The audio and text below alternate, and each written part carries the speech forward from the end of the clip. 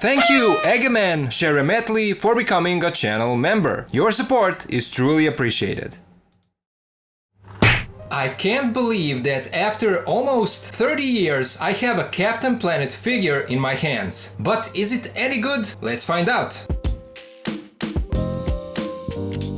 Hello and welcome back to the channel. In this video we're gonna take a look at Dasin model 112 Earth Superman Captain Planet. A big thank you to bombusbee store for sending this figure for a review. A link for their store is in the video description, so check it out because they have a huge catalog of all kinds of action figures and I'm sure you'll find something that you're interested in. In case this Captain Planet gets sold out by the time you are watching this video, I will also leave some other links where you can hopefully still get it. But man, I can't believe that after all these years I'm looking at a new Captain Planet figure. I watched the cartoon on Cartoon Network back in the 90s when I was a kid and I remember loving the animation style of that show. I even had a Captain Planet action figure back then and if I remember correctly it had that spring action feature where you press the globe on his chest and his arms pop up. I also remember how I was disappointed years later when I realized that I don't have that figure anymore. And now this Dasin DSM figure gets released and I knew immediately that I need to check it out. So first, a quick look at the packaging. It's a kind of a cheap looking simple box with a plastic window showing the figure and two life-size rings. Up here we have a copy of Captain Planet logo from the cartoon. Down here is a nice promo shot of the figure. Side of the box is just a continuation of the background illustration. Back of the box shows the figure in few poses and here he is called Earth Guardian. So Earth Guardian, Earth Superman and Captain Planet. They can't decide which one is it. Here he says, I want you to save the planet. But if I do that, then what is he going to do? Isn't that why he exists? Anyway, down here it shows the two rings with 5 symbols for each element. If you watched the show, you know what they are. Age 14 and up, so this is not a kid's toy. Other side of the box shows that illustration again. Nothing special on the top. Captain Planet legs and background on the bottom. Plus, here it says playtime. So, let's open it up and let's play.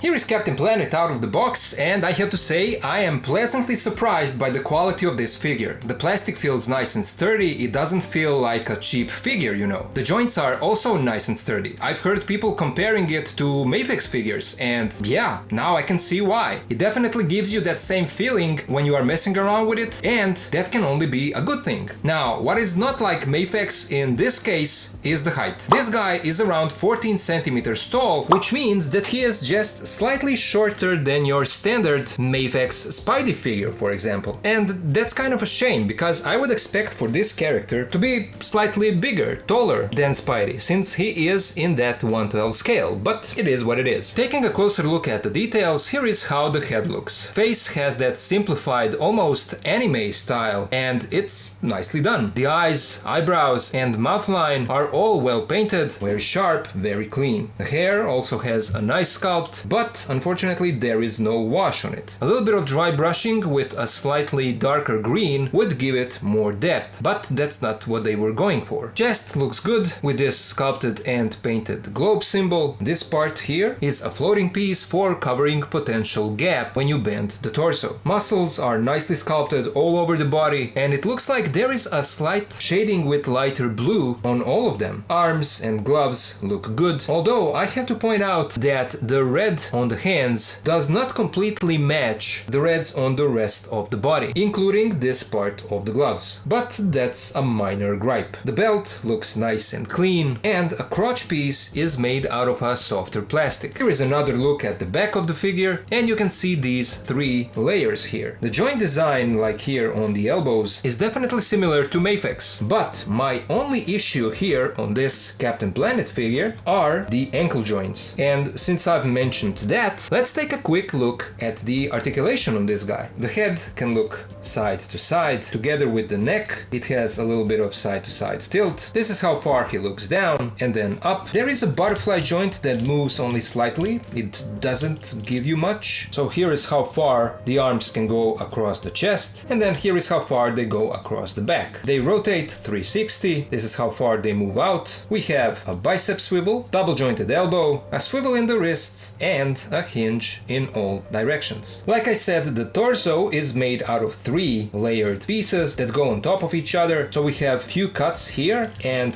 all of these will give us a nice side-to-side rotation, a great side-to-side tilt, and then here is how far he bends forward and back. And as I said, this piece is supposed to be here for hiding the gappage on the torso. We have drop-down hips. This is how far the legs go out. Here is how far they move forwards and back. We have a thigh swivel, double-jointed knees, and then for the already mentioned ankles. While they do swivel, unfortunately they don't have that standard hinge design like your usual Mayfax, SHF or even Hasbro figures. Here it is practically a peg going straight down into the foot. And here is how that looks. So while you get this far forward and this far back movement, you are missing that standard ankle pivot. It does pivot slightly and more out than in, but that's just a slight rotation on this peg. And I don't understand this decision. They did the right thing for the wrists, why not do the same for the ankles? I really don't understand that. And then you also get a toe joint, so there you go. Let's now take a look at his accessories. First, he comes with this instruction piece of paper that shows you all the accessories included here and how to use them. And he does come with a flight stand and a base. And this base also serves as a storage, because when you open it up, here is where you will get your alternate hands and these small symbols for the rings. And I like that. I like when they give you something where you can storage all of those parts and pieces that come with these figures. And then it also serves as a base for the stand, because you plug this in and now you have a flight stand. And there are 2 different hinges down here at the bottom, one moving back and forwards and then the other one for moving side to side. But they can also rotate at the bottom and then down here as well. There is nothing up here except this peg, and honestly that is strange, because there should be that clamp, you know, that goes around the waist, but unfortunately it is not included. It is maybe just missing on my copy, maybe yours will have it, but at first I thought that maybe this should peg into his back, but there is no peg hole on this figure, so yeah, I have a piece missing for the stand. Here are the 2 life-size rings, a gold one and a silver one. They look kind of plain and plasticky, but for cosplay purposes they are here included, so that's good, and they fit on a human hand, so that's good. They are not fully connected down here, so you can adjust the size. And then, as we already saw, we have these symbols that should go inside of the ring. You open up this small piece of plastic at the top, you put in any of these symbols, close it, and this is how that looks. This is actually a magnifying glass, because it does magnify the symbol inside the ring. So yeah, that's a nice cosplay feature. Then we get a few interchangeable faceplates. We get this one where he is smiling with one eyebrow lifted up, and then the other one where he is smiling but eyebrows are the same, and finally the third alternate faceplate, and this is the angry one. And here is how they all look side by side. So to switch this out, you need to remove the hairpiece, pop off the head, pop on the alternate one, put back hairpiece, and now we have our angry Captain Planet. And finally he comes with alternate hands. We have a pair of fisted hands that are already on the figure, then we have a pair of relaxed hands, a pair of gripping hands, a pair of pointing hands, and a pair of thumbs up or thumbs down hands. And switching out